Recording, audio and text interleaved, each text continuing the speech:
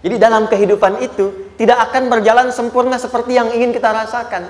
Selalu akan ada perbedaan pandangan. Ya, bahkan dalam kehidupan rumah tangga saja, ya maaf ya, Anda misalnya seorang istri mau ke sini saja mungkin masih bisa beda pandangan, warna apa untuk jilbab yang dipakai. Ya, dengan suami bisa berbeda. Papa, bagus yang mana ya? Hijau atau kuning? Ah, kayaknya yang hijau deh gitu kan. Enggak, kayaknya kuning deh gitu kan. Masih mending ada dua pilihan. Begitu dipakai pink. Bisa berbeda. Anak bisa berbeda. Jadi kesan pertama yang ingin dibangun bahwa dalam kehidupan sudah pasti akan ada keragaman pandangan. Dan yang kedua, yang tidak normal, keragaman pandangan itu boleh jadi melahirkan tindakan-tindakan yang kontraproduktif. Mungkin akan mendapatkan celaan. Allah dicela, malaikat dicela, Rasul dicela, Nabi dicela, sahabat dicela, tabi'in dicela, ulama dicela. Kita siapa yang mungkin belum menjadi bagian dari orang-orang itu dan ingin bebas dari celaan? Itu mustahil. Jelas sampai sini? Jadi kalau mendapatkan celaan, berbahagialah, berarti kehidupan kita normal. Jelas? Pernah mendapatkan celaan dalam hidup? Halo? Pernah disoal oleh orang lain? Pernah direndahkan oleh orang lain? Nah, Allah tuh memberi kesan kepada kita, jangankan engkau Rasul yang paling mulia saja pernah mendapati itu. Tapi bagaimana seni mendapatkan ketahanan sehingga dalam dicela pun tetap tenang. Dalam disoal pun tetap hatinya nyaman. Karena ketenangan itu yang membawa pikiran tenang dan tindakan yang terukur. Dan kadang-kadang ketenangan itu lebih penting bahkan dibandingkan dengan harta yang berlimpah. Seringkali saya berikan perbandingan dari sejak dulu kita belajar kan. Coba pilih mana? Saya yakin masih konsisten. Pilih mana? Kaya tapi gelisah atau miskin tapi tenang? Tidak boleh ada pilihan ketiga, saya tahu itu. Kaya tapi gelisah atau miskin tapi tenang? Pilih mana? Ya, saya tahu lah. Kaya tapi tenang. Oke, di fase ini wahyu belum turun. Nabi sudah ngajar, turun wahyu, turun al-ala, turun beberapa surah. Tiba-tiba ada masa jeda, wahyu belum turun. Sepekan belum turun. Sebulan belum turun. Disitulah muncul seakan ada amunisi bagi orang-orang yang tidak senang dengan Nabi, tidak senang dengan ajakan Nabi pada kebaikan. Ini poin yang kedua. Kalau Anda berbuat baik, pasti ada tantangan. Ingat ya, kalau Anda berbuat baik, apapun itu, pasti ada tantangan. Yang menguji konsistensi kebaikan itu apakah serius untuk dilakukan atau tidak. Maka mulai muncul tuduhan. Lihatlah, Muhammad udah ditinggalkan sama Tuhannya. Tuh Muhammad udah gila tuh, naik turun bukit, naik turun lagi, kayak orang bengong. Muhammad udah ada beban di pundaknya. Jangankan umatnya, Rasulnya saja yang mengklaim Rasul, punya masalah katanya. Ya kan? Dan ditinggalkan Tuhannya, kok masih mau ikut Muhammad? Maka dalam keadaan itulah kemudian ditunggu, naik turun, turunlah kemudian dua surah sekaligus, surah 93, surah 94, yaitu surah Ad-Duha dan Al-Insyirah.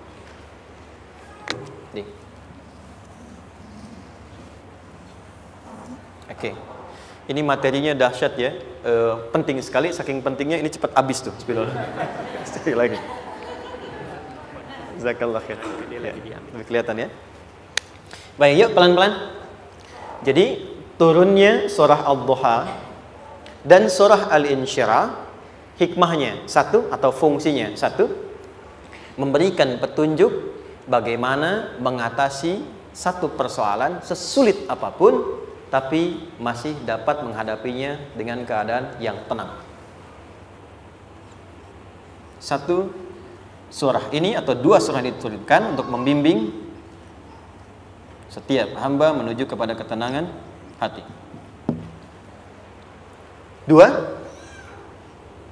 membangun kekuatan mental sehingga dalam situasi apapun dia tetap kuat mengatasi berbagai persoalan kehidupan. Nanti terapannya banyak, di bisnis ada. Nanti saya turunkan contohnya. Kadang-kadang ikut tender, sudah bagus, sudah menang, tapi proyeknya diambil orang. Ada yang begitu?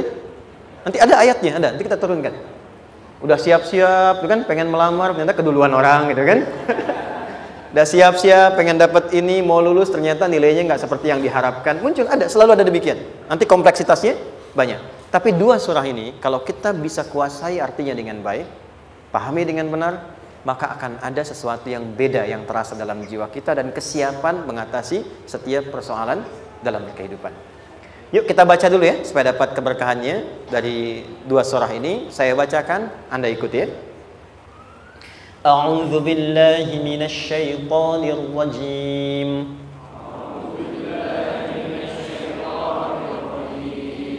Bismillahirrahmanirrahim. Wadduha wal-laili idza saja ma wadda'aka rabbuka wa ma qala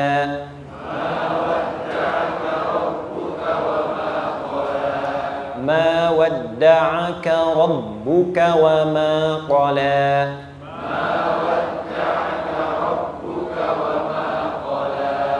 وللآخرة خير لك من الأولى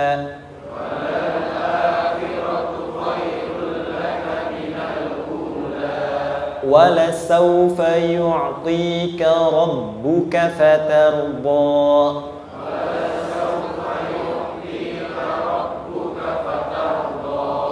ألم يجدك يتيما فآوى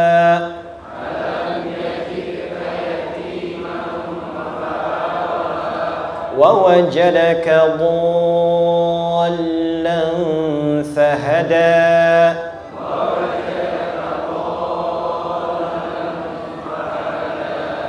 ووجدك عائلا فأغنى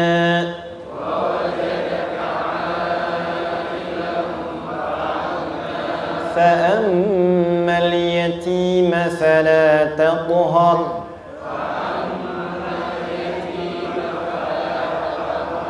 وأما السائل فلا تنهر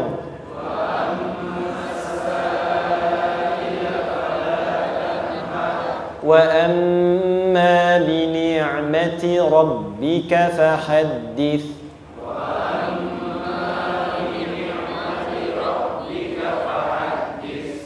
Satu surah dua, alhamdulillah.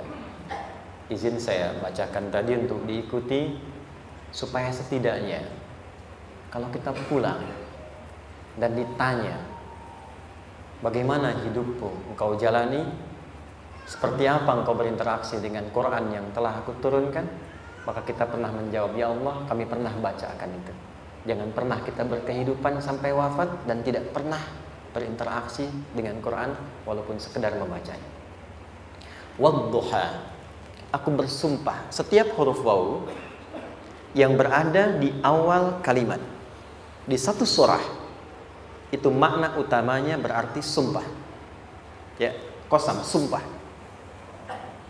Seringkali diartikan demi, ya. Wal asri, demi masa. Wal fajri, demi waktu fajar. Wal laili, demi malam. Intinya sumpah. Sebentar, pelan-pelan. Kalau Allah menyampaikan sesuatu kepada kita, yakin tidak?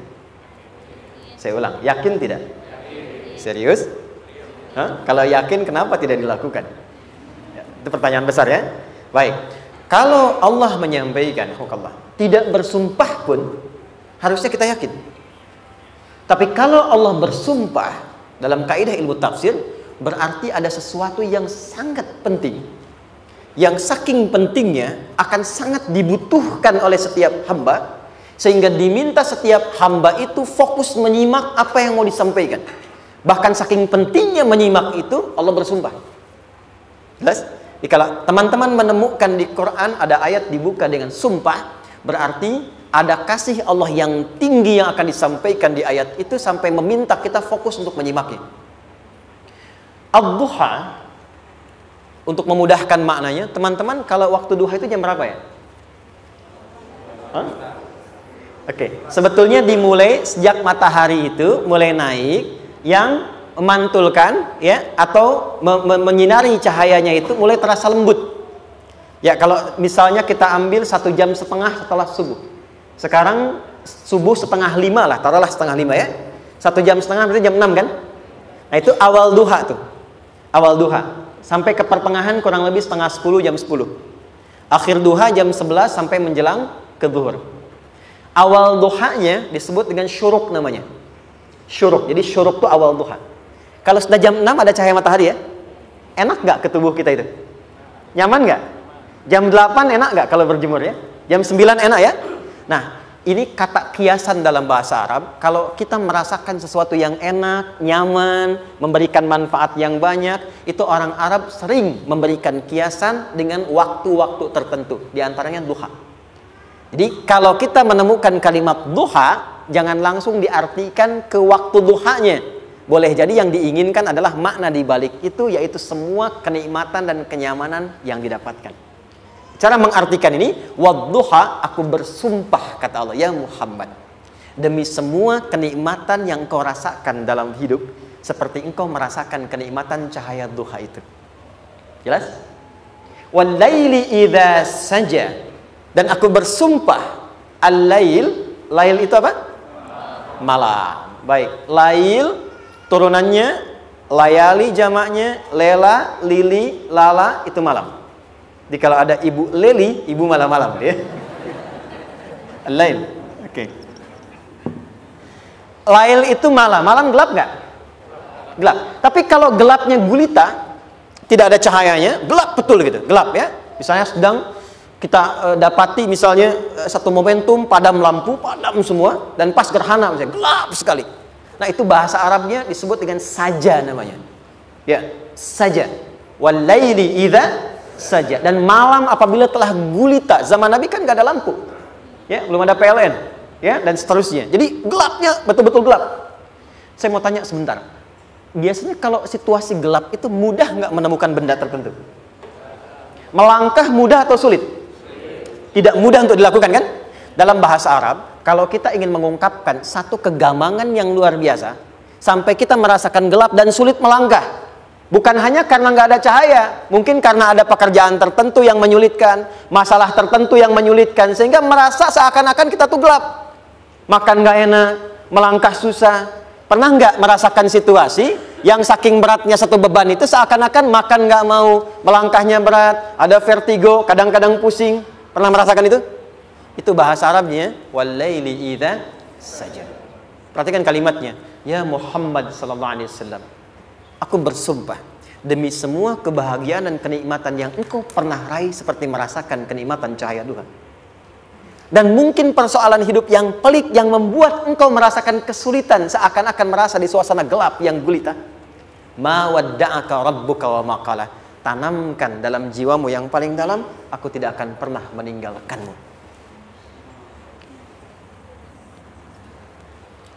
Ada suami pulang dari pekerjaan, mendapati istri sedang termenung dan mengalir air matanya. Tiba-tiba suaminya datang mengatakan, hangat sekali pada istrinya, di sampingnya, membelainya dan mengatakan, "Ma, demi semua suka yang pernah kita lalui bersama, dan demi duka yang mengalirkan air matamu saat ini pun, tanamkan dalam hatimu yang paling dalam, Papa akan selalu bersama Mama dalam setiap situasi itu." Kira-kira para ibu merasakan itu bagaimana perasaannya? Masa sih? Tapi itu menarik loh. Menarik ya. Jadi kalau teman-teman ngaji surat Yusuf, di surat Yusuf itu laki-laki diilustrasikan dengan matahari, perempuan diilustrasikan dengan rembulan. Ya. Inni ra'aitu ahada asyara kaukaba wasyamsa wal qamara ra'aituhum li sajidin. Ayah, aku melihat bulan dan matahari serta 11 gemintang sujud hormat kepadaku. Jadi matahari diartikan itu sebagai laki-laki, suami, ayah. Kenapa disebut matahari? Diilustrasikannya, matahari itu kan menyengat dengan kuat. Kalau kita menjemur, mengeringkan pakaian, melindungi. Tipikal suami itu melindungi. Ada yang ganggu istri, sengat dengan kuat. Ada air mata yang mengalir, hei, keringkan itu sehingga tidak larut air mata mengalir di pipinya. Itu matahari. Sebaliknya rembulan. Rembulan itu kan enak dipandang, bukan bulannya ya, bukan bulannya. Kalau bulannya kan desainnya nggak sempurna, baik terlihat. Tapi cahaya rembulannya. tampil dengan indah, tampil dengan baik, enak dipandang, menenangkan, dan tidak tertukar. Jangan sampai ada istri jadi matahari, suami jadi rembulan. Jelas ya? Dengan kekuatan bulan aku menghukummu, ya kan? Itu salah. Oke. Tahan sampai sini, tahan. Lihat baik-baik. Saya berhenti sampai sini dulu. Kalau di Quran ada ayat menyebutkan, tidak spesifik orang yang disebutkan dan kapan kejadiannya, maka peristiwa itu akan terjadi dan dialami oleh kemungkinan generasi berbeda di setiap masa dengan tokoh berbeda tapi perasaan yang serupa. Sebaliknya, kalau disebutkan namanya, jelas identitasnya, kapan kejadiannya, maka peristiwa itu hanya akan menimpa orang tersebut dan tidak akan dialami lagi orang lain setelahnya. Saya tanya dulu yang akhwat, yang perempuan, kenal Maryam?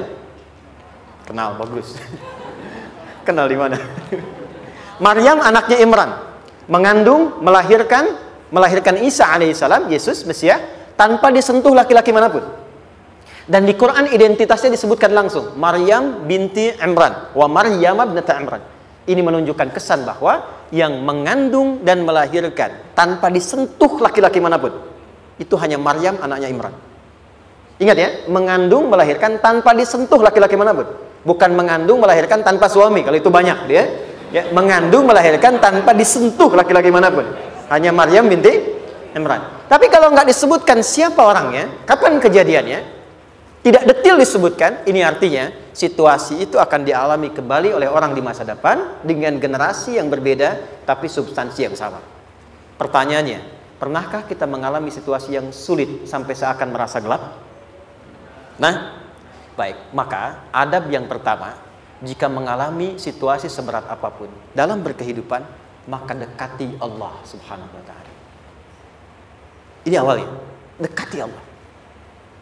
Apalagi kalau ada yang mengatakan ini nggak mungkin, ini nggak akan terjadi, ini nggak bisa. Kalau sudah ada tanda seperti itu tanda langsung dari Allah supaya Anda diminta langsung mendekat kepada Allah dan tinggalkan semua makhluk. Karena Allah hanya akan mengabulkan langsung kepada Anda tanpa perantara siapapun. Itu yang terjadi pada Nabi Zakaria. Ini nggak mungkin, ini mustahil. Maka beliau langsung memohon kepada Allah dan langsung menyebutkan, ya Allah, saya minta darimu saja, tidak dari yang lain. Maka dikabulkan seketika. Jadi yang pertama, jika punya kesulitan sebesar apapun, seberat apapun, cepat dekati Allah. Maka di situ akan dijawab langsung oleh Allah, ma wadda'aka rabbuka wa ma qala. Hambaku, sepanjang engkau mendekat kepadaku, maka yakinkan dalam dirimu, situasi apapun yang kau rasakan, aku tidak akan pernah meninggalkanmu. Sudah? Satu? Paham sampai sini? Oke. Pelan-pelan ya. Saya belum bicara caranya. Saya baru bicara di awal motivasinya. Dekati Allah dulu, nanti caranya didetilkan di surah Al-Insyirah. Teruskan. Ma wadda'aka rabbuka wa ma qala. Walal akhiratu khairul laka minal. Perhatikan. Hei, seberat-berat bebanmu saat ini, ingat, satu saat akan tuntas. Dan ini pun ujian. Kalau sudah meninggal, gak ada ujian lagi. Dan nanti kehidupan yang sekarang, apapun yang kau pertentangkan, perdebatkan, perselisihkan, itu semua akan ditinggalkan. Jadi ternyata Allah mengungkap hakikat kehidupan dunia. Apapun yang diperselisihkan, tuh unik ya. Orang berselisih pada yang akan ditinggalkan. Aneh nggak? Ada orang berebut makanan, ya kan? Rebutan sampai berkelahi dan sebagainya. Pada akhirnya makanan yang diperebutkan itu pun akan ditinggalkan. Yang ini meninggal, itu meninggal. Jadi memperebutkan sesuatu yang pada akhirnya akan berakhir. Kata Allah, Allah sampaikan, jika Anda mengalami situasi, sesuatu yang mungkin membuat berat, tanamkan pada jiwa kita, hei, yang aku kejar-kejar ini, boleh jadi aku akan tinggalkan juga. Kenapa aku harus menangisi dan larut pada sesuatu yang tidak abadi? Maka Allah hibur kita dengan mengatakan, kamu tenangkan diri dulu. Semua yang kamu pikirkan sampai membuat kamu berat begini, pada akhirnya kamu tinggalkan. Dan yang abadi itu akhirat. Walal akhiratu khairul laka minal. Dua, pelan-pelan sikapi setiap masalah dengan proporsional. Jangan terlalu larut dalam sesuatu. Dapat job satu, pengen, dah siap, kontraknya besar, tiba-tiba hilang. Dipikirin, Anda mikirkan itu pun nggak akan balik. Proporsional aja dulu. Ya, nanti caranya akan turun nanti di alin syirah. Tenangkan diri dulu. Prasangka baik kepada Allah Subhanahu wa taala. Boleh jadi apa yang Allah ingin berikan sebagai pendahuluan sekarang belum sampai kepada kita karena Allah menyiapkan yang lebih baik di balik itu. Kita belum tahu ada apa di balik itu sehingga kita tidak dapatkan itu. Sehingga kemudian Allah katakan walal akhiratu khairul laka minal ula. Teruskan wala saufa yu'tika rabbuka. Pelan-pelan. Orang yang punya sikap seperti ini itu cenderung lebih dekat mendapatkan ridha Allah dibandingkan dengan orang-orang yang larut dalam kesulitan. Orang yang move on dengan setiap persoalan dalam kehidupan, cepat berpikir secara proporsional, tidak menggantungkan hidupnya pada persoalan tertentu sehingga membuat dia menjadi beban, itu lebih mendekatkan dirinya kepada ridha Allah dibandingkan dengan orang yang meratapi persoalan hidupnya. Ya. Pelan-pelan. Jadi spiritnya, kalau punya masalah apapun, jangan dilarutin terus. Gak usah diratapi, cepat move on. Berpikir lagi, rencanakan lagi. Nanti, detailnya ada di alin syirah. Tapi poin besarnya, janji Allah mengatakan, kalau Anda bisa move on, proporsional, maka yang dijanjikan oleh Allah, di situ Allah percepat datangnya ridha Allah Subhanahu wa ta'ala. Kalau ridha Allah sudah datang, maka akan dua yang diberikan. Pertama kali, ketenangan di dalam jiwa. Dan yang kedua, kemampuan untuk berikhtiar lebih baik mencapai apa yang diinginkan. Satu, kalau ridha Allah sudah diberikan pada seorang hamba, yang pertama diberikan ketenangan dalam jiwa. Bukan dunianya dulu. Bukan apa yang Anda ingin harapkan dulu. Pengen sesuatu, ya, pengen materi, pengen kedudukan, pengen lulus anaknya ujian, ya kan? Tiba-tiba terjadi sesuatu, diratapin, alih-alih meratap, alih-alih membuat status, alih-alih menyulitkan diri, kata Allah, terima dulu proporsional. Setelah itu dekatkan diri kepada Allah, turun ridha Allah, begitu turun yang pertama diberikan ketenangan kepada hati. Tenang dulu. Kalau sudah tenang, nanti dibimbing menyelesaikan apa yang sedang dihadapi itu. Itu poin yang ketiga. Pelan-pelan. 4. Kita masuk ke detail sekarang. Perhatikan baik-baik. Ini yang paling menarik. Alam yajidka yatiman fa'awa. Muhammad SAW, bukankah dulu engkau yatim? Punya banyak masalah? Aku selesaikan juga. Ayahmu meninggal sebelum lahir, ada ibu. Ibu meninggal, ada kakek. Kakek meninggal, ada paman. Ya kan? Ada teman yang menemani Sayyidah Khadijah. Teman yang setia. Semua kebutuhan tersedia. Artinya Pak, perhatikan baik-baik. Kalau Anda punya masalah sekarang, jangan sampai melupakan yang dulu-dulu pun pernah tuntas Allah selesaikan. Jadi kalau sekarang sedang punya persoalan, jangan sampai satu masalah ini membuat Anda kehilangan harapan dan kehidupan. Sementara Anda sadar dulu pun banyak masalah kok selesai juga. Kenapa dengan yang satu ini kita harus jatuh? Sekarang usia berapa? 20, 30, 40, 50. Sekarang usia 50 tahun, ada masalah, baru 5 menit datang sudah merasa jatuh. Yang 50 tahun ke belakang yang banyak selesai itu kita nilai atau tidak? Maka kata Allah, seperti yang dulu pernah aku selesaikan ribuan masalah itu, yang sekarang pun mudah aku tuntaskan. Jelas? Nah, secara psikologi, orang-orang yang selalu bertindak seperti itu akan selalu punya harapan lebih tinggi untuk menyelesaikan persoalannya. Jadi kalau sedang punya masalah, pikirkan yang dulu juga selesai, masa yang sekarang nggak selesai. Itu prinsipnya. Secara psikologis demikian. Jelas ya? Oke. Wa wajadaka dhallan fahada. Muhammad, dulu engkau pernah mengalami melihat masyarakat banyak berbuat yang tidak baik, aku berikan petunjuk. Kuncinya fahada di situ. Orang yang punya motivasi kuat dan keyakinan untuk bisa menyelesaikan persoalannya, maka dia akan lebih cepat mendapatkan petunjuk Allah untuk mendapatkan solusi terbaik. Ada sini. Saya agak cepat ya, mohon izin. Wa wajadaka 'ailan fa'aghna. Bahkan, maaf, bukan sekedar selesai. Kalau perlu saya bikin kaya, kata Allah. Aghna itu kalau ilmunya luas. Kalau harta, hartanya banyak. Kalau kedudukan, kedudukannya tinggi. Hei, engkau yang sedang mengejar kedudukan, aku tahan sebentar karena ada yang nggak bagus untukmu di sini. Tapi kalau kamu terima, aku angkat itu lebih daripada apa yang kamu harapkan. Kamu pengennya bintang 2, aku naikkan sampai bintang 4. Kalau perlu 5 sekalian. Hei, kamu yang ingin kampus di sini, aku tahan, bahasa kamu nggak lulus, kamu nangis, kamu mengadu, kamu datang pada orang tuamu. Orang tua mulai protes, mulai curhat, macam-macam. Terima dulu. Mungkin di sini ada yang tidak baik, seperti doa ibumu yang sering memohon, ya Allah, jangan sampai anakku berbuat yang salah. Jangan sampai terjebak narkoba. Jangan sampai terbawa tawuran. Di sini ada yang kurang tepat untukmu.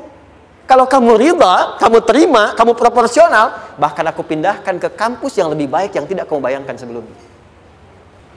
Di orang-orang yang selalu menerima apa yang Allah ujikan dan ridha dengan itu, maka Allah akan angkat derajatnya bahkan melebihi ekspektasi dirinya. Paham? Kalau sudah seperti itu, maka lihat ujung ayatnya. Lihat ujung ayatnya. Fa'ammal yatima fala taqhar. Hei, maka jangan pelit berbagi kepada orang lain. Share. Kalau sudah sukses, share. Berbagi, bukan hanya materi, bagi ilmunya, ya, bagi kebahagiaannya. Wa ammas sa'ila fala tanhar. Jangan sampai nunggu orang minta. Kalau lihat ada kawan yang butuh, sekarang Anda sukses. Tapi boleh jadi kesuksesan Anda itu tangganya dari teman-teman Anda. Kalau sudah teraih ke atas, lihat lagi anak tangganya ke bawah. Ajak teman, jangan ditunggu minta. Ajak, bawa dia, berikan peluang. Jangan sampai dia minta, apalagi Anda bentak-bentak. Aku kan yang dulu bantu kamu. Jangan sampai keluar kata-kata itu. Kamu bisa naik di atas karena aku kan yang dulu bantu kamu. Kamu bisa jadi pemeran utama karena aku yang rekomendasikan. Karena aku yang dorong kamu. Misal, jangan sampai keluar kata-kata itu. Apalagi langsung keluar, tidak. Ini karena ilmuku saja misalnya. Kalau itu bisa dilakukan dengan baik. Lihat ujungnya. Wa amma bi ni'mati rabbika fahaddits. Maka semua nikmat yang dirasakan akan mudah untuk diimplementasikan dan disyukuri. Jadi semua nikmat itu bukan cuma dirasakan. Jadi membagi semua nikmat itu adalah rasa terbaik untuk menikmatinya. Maaf ya, Anda kalau punya makanan, dimakan sendiri. Dengan dibagi sama-sama, kira-kira rasa nyamannya yang pertama atau yang kedua? Kedua. Makan sendiri, enaknya sendiri kan? Tapi ketika ada teman berbagi dan tahu, oh enak ya, nyaman ya, ada kebahagiaan, ada ngobrol, ada tertawa, ada kebersamaan, itulah inti nikmat yang sesungguhnya. Wa amma bi ni'mati rabbika. Ternyata masalah yang diberikan bukan ingin memberikan beban, tapi ujungnya, endingnya supaya Anda bisa mendapatkan nikmat berkualitas yang bisa dibagi.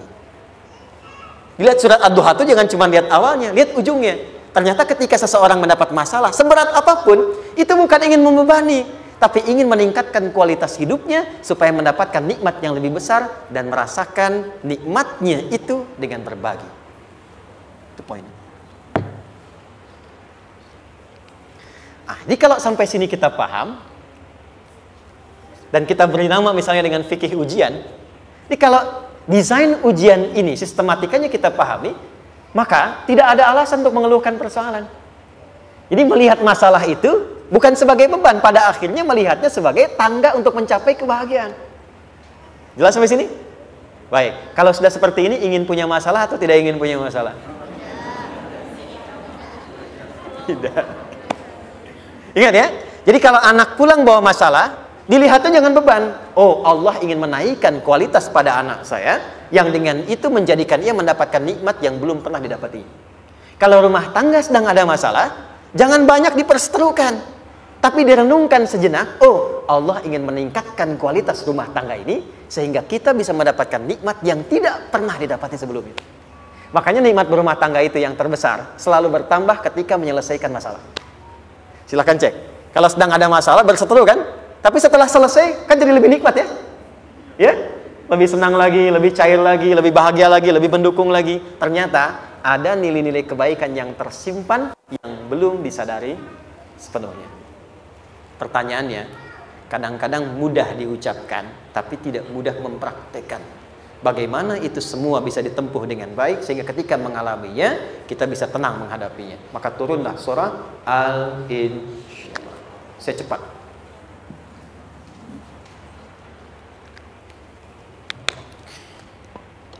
Teman-teman, ini apa? Kelas ya? Baik, pelan-pelan sedikit. Kira-kira volumenya besar kecil? Kecil ya? Baik. Kalau saya bandingkan dengan gayung, volumenya besar mana? Gayung ya? Baik. Kalau ini saya perlebar, sehingga bisa memasukkan apapun ke dalamnya, itu bahasa Arabnya disebut dengan insyirah namanya. Jelas? Meluaskan sesuatu sehingga terlihat lapang, sehingga memudahkan setiap hal masuk ke dalamnya. Itu insyirah namanya. Surah ini diberi nama dengan surah Al-Insyirah, yang berarti sesuatu yang lapang, yang tenang, yang nyaman. Yang diharapkan dengan keadaan hati yang lapang, nyaman, tenang itu, segala persoalan yang dihadapi dalam kehidupan akan mudah diterima dan tidak berdampak besar dalam menyikapinya. Maka bagaimana kemudian Allah memberikan turunan-turunan petunjuk supaya apa yang diharapkan ini bisa tercapai? Satu, izin mengilustrasikan. Saya kasih cerita sebentar. Ada seorang anak muda, kisah ini sangat viral, hampir setiap kita bisa mendapatinya. Datang kepada seorang kakek tua di sisi danau yang jernih sekali airnya. Dia berkeluh kesah tentang persoalannya. Dia katakan, saya punya masalah begini. Berat sekali terasanya. Kakek itu kemudian permisi, dia hanya membawa 2 genggam garam. Kemudian beliau bawa 1 gelas, ilustrasinya seperti ini. Dimasukkanlah kemudian garam itu ke gelas itu. Lalu diambil 1 gelas air yang jernih tadi, dengan garam segenggam. Kata beliau, minum. Pemuda itu mengatakan, wah asin, minum aja dulu. Lalu ketika diminum, langsung ditumpahkan.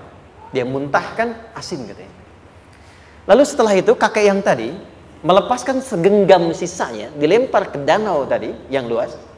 Lalu diambil lagi dengan gelas yang sama. Sekarang minum. Bagaimana rasanya? Segar, enak, nyaman.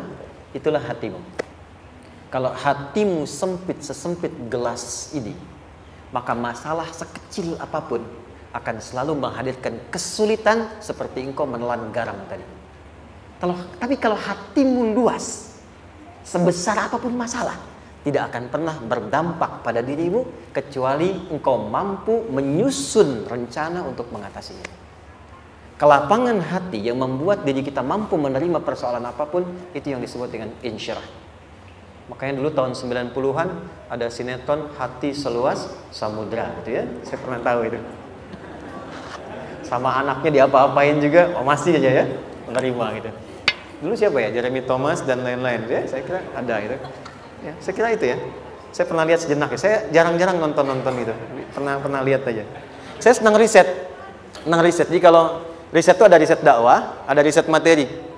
Saya teman-teman yang musik gitu ya.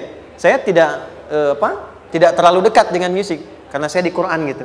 Tapi untuk mengetahui hukum musik itu bagaimana, saya riset. Sampai ke notasi saya tahu.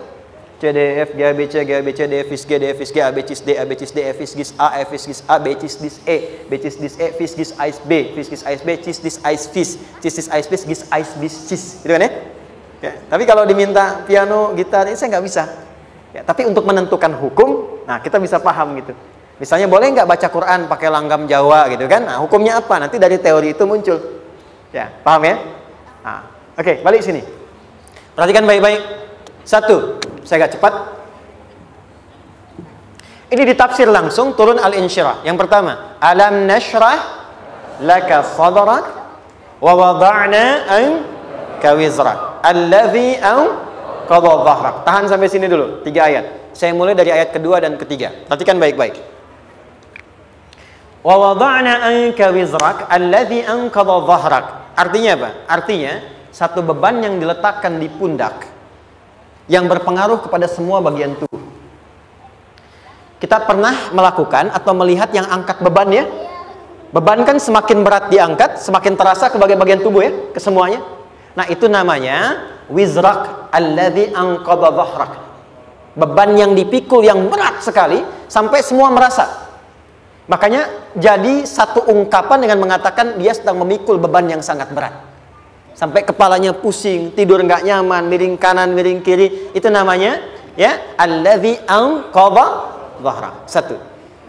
Saya percepat, akan ada satu masa dalam hidup setiap hamba merasakan satu persoalan yang seakan-akan beban berat yang dipikul sampai merasa kesulitan dari ujung kepala sampai ujung kaki. Siapapun itu. Jujur ya, setiap kita tanyakan pada diri sendiri. Setiap kita yang ada di sini, saya yakin pasti pernah atau bahkan akan mengalami satu peristiwa yang merasakan beban berat sampai seakan-akan ujung kepala sampai ujung kaki merasakan sakitnya. Ada yang sudah mengalami atau bahkan nanti akan ada yang melalui. Perhatikan baik-baik. Teruskan ayatnya. Wa rafa'na laka. Perhatikan. Kalau ada yang sedang merasakan itu, yakinlah kata Allah, pada saat itu sesungguhnya Allah sedang mengangkat derajatnya dan meningkatkan kualitas hidupnya untuk mencapai sesuatu yang istimewa yang belum pernah diraihnya. Dari sini kita buat persamaan. Ujian, perhatikan, berbanding lurus dengan harapan, banding lurus dengan solusi nanti pada akhirnya. Fokus. Lulus di sini, insya Allah setiap persoalan akan lebih mudah untuk diatasi. Ujian, seberat apapun yang sedang kita alami, tidak akan pernah diberikan kepada kita oleh Allah, kecuali ternyata hikmahnya untuk mengabulkan harapan-harapan besar yang sebetulnya kita mintakan. Jujur ya, setiap kita kan sering punya permohonan ya, sering berdoa ya. Ya Allah minta ini, minta itu, minta ini, minta itu, gitu kan? Nah, cara Allah mengabulkan harapan kita itu, yang pertama, jalurnya lewat ujian. Karena semua kesuksesan itu, desain dasarnya adalah melewati ujian. Coba, anak-anak kita yang sedang sekolah itu, apa mungkin diwisuda dengan penuh kebahagiaan kalau nggak mengalami ujian? Lewat ujian dulu kan? Dia belajar dulu, ujian dulu, ngatasin soal dulu, lulus, baru wisuda. Apakah mungkin akan dapat IPK 4 yang diharapkan kalau tidak mengalami ujian? Belajar dulu, ya kan? Ada waktu, sempat dia bangun malam, siang, dan seterusnya, belajar, keringat, dan sebagainya, baru bahagia kan? Dan ternyata belajar itu untuk diwisuda. Sebab kalau kita tidak belajar, mustahil dapat wisuda. Kalau tidak lewat ujian, mustahil dapat ijazah. Karena ternyata harapan itu, hukum dasarnya dalam berkehidupan, bisa diraih dengan melewati ujian. Ini poinnya. Jadi mohon, kalau sedang mengalami sebuah peristiwa, dan kita harus menghadapi itu, coba renungkan. Sebetulnya pernah berdoa apa sampai kita mengalami itu, sehingga dengan jalan itulah sebetulnya Allah ingin mengabulkan harapan yang dulu pernah kita mintakan. Jelas? Oke, satu. Yuk, turunkan rumus ya pelan-pelan. Quran surah kedua ayat 286. Ini kesini dulu, baru nanti kita balik lagi. 2 Al-Baqarah ayat 286. La yukallifullahu nafsan illa usaha. Tahan sampai sini. Lihat baik-baik. Hukum yang pertama. Hukum pertama. Allah tidak mungkin menguji seorang hamba di luar batas kemampuannya. Jadi kaidah yang pertama tadi, kalau kita sedang diuji, sebetulnya ada harapan dan doa yang pernah kita mohonkan, dan Allah ingin mengabulkan itu, jalan pertama adalah ujian. Tapi adilnya Allah, tidak akan pernah kita diuji, kecuali sesuai dengan kemampuan kita. Jadi kalau nggak mampu, nggak mungkin diberikan ujian. Ingat ya, kalau tidak mampu, tidak mungkin diberikan ujian. Artinya, harapan yang kita mohonkan pun akan sesuai dengan kemampuan kita.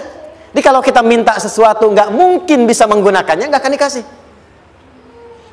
Nah, balik ke sini untuk memberikan ketenangan kepada hati kita. Kalau sedang menerima persoalan, setelah kita mengatakan, oh ini mungkin ada harapan yang ingin saya dapatkan, jalannya lewat sini. Untuk memberikan ketenangan kepada hati, begitu persoalannya tiba, langsung katakan pada diri kita, saya pasti bisa menjalaninya. Mustahil saya diuji kalau nggak mampu menjalaninya. Itu bahasa singkatnya. Ingat ya? Kalau ingin mudah menyelesaikan persoalan, kata Quran, setiap ada ujian, langsung katakan pada hati kita, insya Allah bisa. Gak mungkin saya diuji kalau saya nggak sanggup. Jelas? Dan tanamkan itu pada hati yang paling dalam. Ini nggak mudah. Kalau cuma disimpan di pikiran, jadi beban. Tapi kalau Anda tanamkan dalam hati, seberat apapun masalahnya, pasti saya sanggup. Pasti saya bisa. Pernah lihat dulu ada acara 90-an Benteng Hattori? Oke? Benteng Takeshi ya? Takeshi ya? Gitu kan? Artinya kan bisa jawab ya. Saya tahu Ninja Hattori mendaki gunung, lewati lembah, ya tahu ya. Son Goku, Son Gohan, apa? Saya tahu itu. Son Goku, Kamehameha, Piccolo itu. Yang nulisnya Suzuki Watanabe, saya tahu itu. Benteng Hattori, balik lagi ya. Benteng Takeshi ya. Puncaknya kan main pakai itu kan? Pakai tank ya dan sebagainya. Tapi pernah ingat gak? Pernah ingat gak satu episodenya itu? Begitu akan bertarung, kan selalu ada motivator di sampingnya itu mengatakan, ayo, kamu bisa, gitu kan? Wah, namanya. Dia nggak ngaji Quran tuh. Kita punya ayatnya. Pernah nggak? Buka lagi ya dulu ya. Oke. Korea, kenapa bisa nyusul Jepang? Salah satunya, waktu Jepang itu maju, setiap di Korea itu ditanamkan dari mulai anak-anak TK-nya. Kita harus lebih daripada Jepang. Sejak anak-anaknya TK. Itu ditanamkan betul. Kita bisa, kita dari TK. Sehingga ketika di sana bikin Honda, sini Hyundai. Hyundai kan dibacanya Hyundai, kan? Sana Honda, sini Hyundai gitu. Di apapun yang dibuat Jepang, Korea harus lebih unggul. Itu ditanamkan dari awal. Bisa. Kita itu sekarang punya ayatnya. Jadi kalau sedang punya masalah seberat apapun, katakan pada diri kita, insya Allah bisa. Gak mungkin diuji kalau nggak sanggup. Bisa insya Allah. Bisa. Kenapa mah? Bisa. Jelas? Oke. Sudah di situ teruskan. Lanjutkan. Warafa'na laka dzikra. Teruskan. Fa inna ma'al usri. Nah, ini poin terbesarnya. Fa inna ma'al usri yusra. Fa huruf yang menunjukkan sesuatu berlangsung dengan cepat. Inna di ilmu nahwunya berbunyi begini, di gramatikal bahasa Arab. Harfun nasbin wa taukidin. Tansibul isma wa tarfa'ul khabara. Mabniun 'alal fathi la mahalla lahu min al-i'rabi. Paham? Tidak. Inna huruf yang digunakan untuk menguatkan informasi agar ditancapkan ke dalam hati sekuat-kuatnya dan jangan pernah ragu. Jadi kalau orang Arab itu nancapkan tongkat begini dan kuat, tidak goyah, itu nasab namanya. Nasabar rajul asahu fil ardi. Inna ini harfun nasab. Jadi kalau ada di Quran dibuka informasinya dengan inna, maksudnya begini, hei, tancapkan informasi dalam hatimu dengan kuat, jangan pernah ragu. Yakinkan pada dirimu. Apa yang harus diyakinkan? Ma'al usri yusra. Inna ma'al usri yusra. Usrun sama dengan yusrun. Lari ke sini. Oke. Apa artinya usrun? Sulit. Oke. Sulit itu ada dua. Ada sa'bun, ada usrun. Kalau kesulitan yang relatif, kata si A sulit, si B mudah, itu sa'bun namanya. Contoh, kata si fulan, bahasa Jepang susah. Padahal kata yang lain tidak. Saya ke Jepang, anak-anak kecil begini bisa bahasa Jepang gitu kan. Bagi mereka mudah gitu ya. Saking mudahnya gitu. Kata shiwa gitu. Anak-anak kecil, bagi mereka mudah, bagi kita belum tentu. Itu sa'bun. Innal lughatal yabaniyah sa'bah. Relatif. Tapi kalau kesulitan yang sifatnya mutlak, semua orang mengatakan sulit. Maaf, bawa mobil, sulit atau mudah? Bukan mengendarai ya, bawa mobil, bawa. Sulit ya? Sulit ya? Baik, sepakat sulit semuanya. Nah, itu dalam bahasa Arab dikenal dengan usrun. Kesulitan yang semua sepakat bahwa itu susah. Sulit, semua sepakat. Dan ketika ada orang bicara, aku sedang punya masalah begini. Semua mengatakan, wah itu nggak mudah, itu nggak mudah. Itu usrun namanya. Lawannya, kemudahan yang relatif disebut sahlun. Tapi kemudahan yang semua sepakat bahwa itu mudah, itu yusrun namanya. Mengangkat spidol, semua mengatakan mudah, ringan. Itu yusrun namanya. Perhatikan, Allah tidak memasangkan sa'bun dengan sahlun, tapi memasangkan usrun dengan yusrun. Orang-orang yang punya keyakinan kuat, setiap persoalan itu akan selesai. Dan dia mengatakan pada dirinya, aku bisa melewatinya. Maka, perhatikan kalimat kata Quran. Inna ma'al usri yusran. Sesulit apapun masalah yang sedang dia alami, maka Allah akan datangkan solusi semudah-mudahnya yang bisa dia nikmati. Dengan kata lain, kalau kita bawa ke bahasa psikologi, kalau sedang menghadapi persoalan seberat apapun, selain kita mengatakan, ini pasti bisa saya lalui, saya insya Allah sanggup mengatasinya, katakan pada diri kita, ini pasti selesai. Pasti ada solusinya, pasti mudah. Katakan, walaupun memang solusinya belum datang, tapi tenangkan pada diri kita dengan mengatakan, inna ma'al usri yusra. Bahasa psikologinya, katakan pada diri kita, ini pasti selesai. Gak mungkin gak selesai, pasti ada solusinya, pasti mudah. Itu lebih memberikan harapan pada diri kita untuk menuntaskan persoalan dibandingkan dengan meratapinya. Jelas?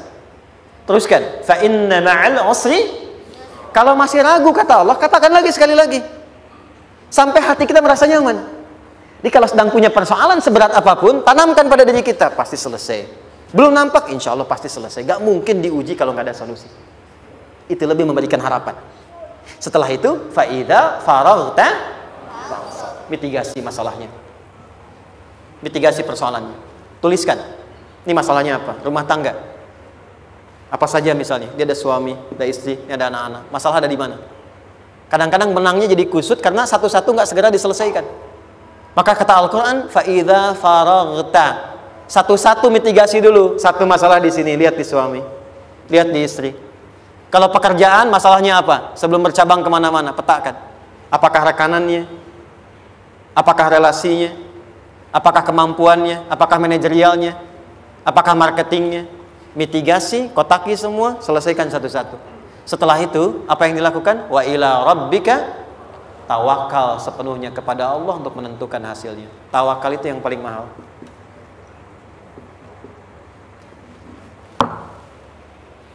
Anda kalau nggak punya kepasrahan, stres. Karena selalu memikirkan apa yang mau dikerjakan dan selalu orientasi pada hasil. Kita punya tawakal. Kalau kita mampu menyerahkan sesuatu, gini. Di sini ada orang yang paling jago misalnya main basket. Ada pertandingan basket.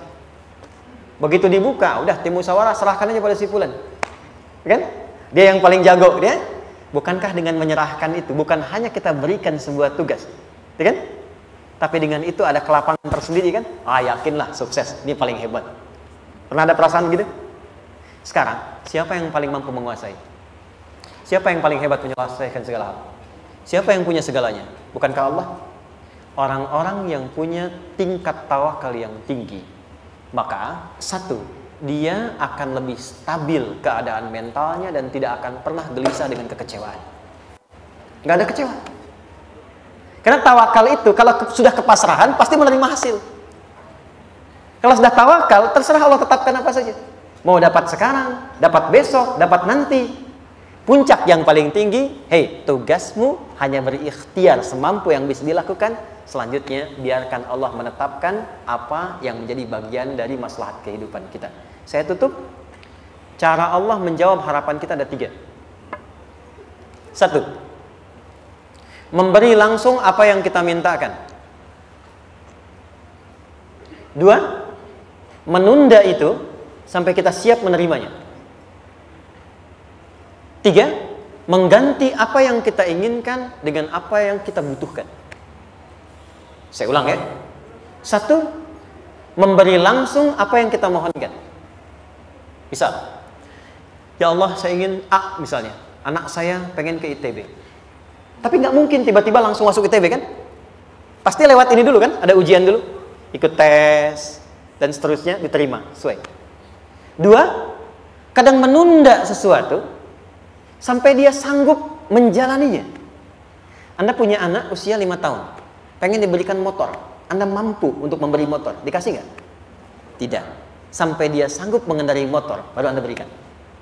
Terkadang ada yang kita minta sekarang, tidak didapati sekarang. Tapi ternyata tahun depan kita dapat. Kita harus sadar bahwa anugerah yang kita dapatkan tahun depan itu sebetulnya adalah hasil doa kita di tahun ini. Pernah dengar nggak kisah viral? Nabi itu berdoa baru dikabulkan setahun setengah. Setahun 6 bulan. Padahal itu Nabi loh. Kiblat pertama kita kemana? Palestina kan? Baitul Maqdis kan? Nabi berdoa. Mohon terus nengok ke langit. Al-Baqarah 144. Minta. Jawabannya turun setelah setahun setengah. Setahun 6 bulan. Ada yang mengatakan di tafsir setahun 8 bulan. Baru dikabulkan setelah setahun setengah. Padahal kurang soleh apa Nabi? Nabinya siap, mungkin umatnya yang belum siap. Nabinya siap, tapi ada tantangan di masyarakat yang tidak mudah, yang mungkin bisa meruntuhkan dakwah. Baru dikabulkan setahun setengah. Ketika semua umatnya sudah bisa siap menerima itu. Boleh jadi, apa yang diminta orang tua sekarang, terkabulnya mungkin belasan puluhan tahun pada anaknya yang nomor sekian. Tahu Imam Syafi'i? Imam Syafi'i itu kan nama aslinya Muhammad. Bapaknya Idris. Kakek yang ke atas, yang ketiga namanya Syafi'i. Kenapa disebut Imam Syafi'i? Dinisbatkan pada kakek yang ke atasnya. Ternyata kakeknya ini seorang ulama besar, saleh, memohon kepada Allah. Setiap di keturunannya ada yang bisa menggantikan lebih soleh, lebih baik lagi. Ternyata yang didapatkan bukan dari anaknya, tapi generasi keturunan yang kesekian. Anda belum sekarang bisa hafal Quran. Misalnya, Anda bermohon, berdoa, boleh jadi yang hafal mungkin bukan di anak, bisa di cucu, bisa di bagian keluarga yang lain. Maka terkadang tawakal itu tidak hanya memberikan hasil yang cepat, tapi memberikan keindahan yang terasa tertunda, tapi melengkapi kebahagiaan yang dirasakan. Penutupnya, boleh jadi minta ke ITB, diterimanya di Unpad. Minta motor, dapatnya mobil. Kalau itu senang, luar biasa. Minta mobil, dapatnya motor, gitu kan? Ternyata kadang-kadang desainnya yang terakhir. Saya tutup, Allah mengabulkan apa yang kita butuhkan, bukan apa yang kita inginkan. Anak Anda sakit, dibawa ke dokter. Kata dokter, jangan dulu makan jeruk. Maka Anda pulang, dia minta jeruk. Anda berikan apel. Saya nggak mau apel, mah. Saya pengennya jeruk. Nggak apa-apa, nah. Ini apel rasa jeruk, misalnya kan. Anda berikan. Ternyata apa? Bukan ingin menyakiti dan tidak mengabulkan keinginan anak, tapi lebih memberikan apa yang dia butuh. Kadang-kadang maaf ya, teman-teman mintanya proyek A, udah capek, di situ nggak dapat, dapatnya di yang lain. Teman-teman, itu Allah berikan sebetulnya hasil ikhtiar Anda yang sebelumnya. Cuma dikasih yang lebih baik, yang tidak Anda pernah bayangkan maslahat.